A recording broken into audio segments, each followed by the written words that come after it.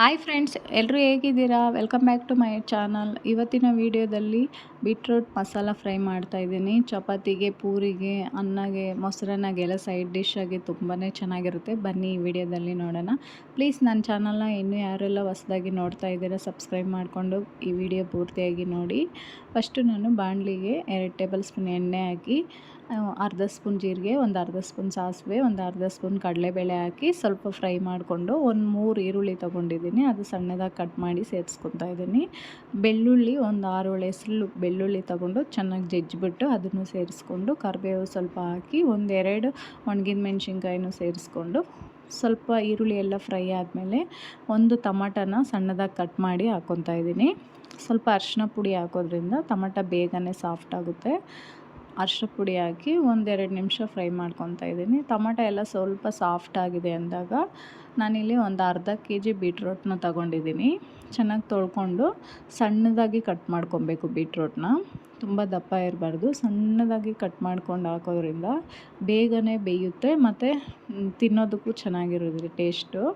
ಈ ಥರ ಕಟ್ ಮಾಡಿಕೊಂಡು ಸ್ವಲ್ಪ ಉಪ್ಪು ಸೇರಿಸ್ಕೊಂಡು ಲಿಡ್ನ ಅವಾಗವಾಗೂ ಕ್ಲೋಸ್ ಮಾಡಿಕೊಂಡು ಬೇಯಿಸ್ಕೊಬೇಕು. ನಾನಿಲ್ಲಿ ನೀರು ಒಂದು ಸ್ವಲ್ಪ ಚಿಮುಕಿಸ್ತಾ ಇದ್ದೀನಿ, ಜಾಸ್ತಿ ಏನು ನೀರು ಹಾಕ್ತಾಯಿಲ್ಲ. ಹಂಗೆ ಸ್ಟೀಮಲ್ಲೇ ಬೇಯಿಸ್ತಾ ಇರೋದ್ರಿಂದ ಟೇಸ್ಟು ತುಂಬಾ ಚೆನ್ನಾಗಿರುತ್ತೆ.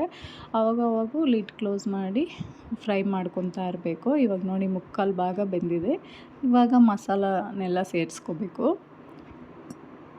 ಇವಾಗ ಒಂದು ಅರ್ಧ ಸ್ಪೂನ್ ಧನಿಯಾ ಪುಡಿ, ಒಂದು ಅರ್ಧ ಸ್ಪೂನ್ ಖಾರದ ಪುಡಿ, ಸ್ವಲ್ಪ ಗರಂ ಮಸಾಲ, ಒಂದು 1/4 ಸ್ಪೂನ್ ಚಿಕನ್ ಮಸಾಲ ಸೇರಿಸೋದ್ರಿಂದ ಟೇಸ್ಟ್ ತುಂಬಾ ಚೆನ್ನಾಗಿರುತ್ತೆ. ನಾನು ಒಂದು 1/4 ಟೇಬಲ್ ಸ್ಪೂನ್ ಚಿಕನ್ ಮಸಾಲ, ರುಚಿಗೆ ಎಷ್ಟು ಬೇಕೋ ಅಷ್ಟು ಉಪ್ಪು ಹಾಕಿ ಒಂದು 5 ನಿಮಿಷ ಫ್ರೈ ಮಾಡ್ಕೊತಾ ಇದ್ದೀನಿ. ಮತ್ತು ಲಿಡ್ನ ಕ್ಲೋಸ್ ಮಾಡಿ ಆ ಎಣ್ಣೆ ಎಲ್ಲ ಬಿಟ್ಕೊಂಡು ಮಸಾಲ ವಾಸನೆ ಎಲ್ಲ ಹೋಗಬೇಕು, ಅಲ್ಲಿವರೆಗೂ ಫ್ರೈ ಮಾಡ್ಕೊಬೇಕು.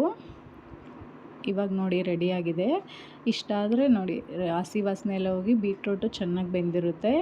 ಇವಾಗ ಕೊತ್ತಂಬರಿ ಸ್ವಲ್ಪ ಹಾಕಿ ಗಾರ್ನಿಷ್ಗೆ ಸ್ವಲ್ಪ ಹೊತ್ತು ಫ್ರೈ ಮಾಡಿಕೊಂಡ್ರೆ ಆಯಿತು.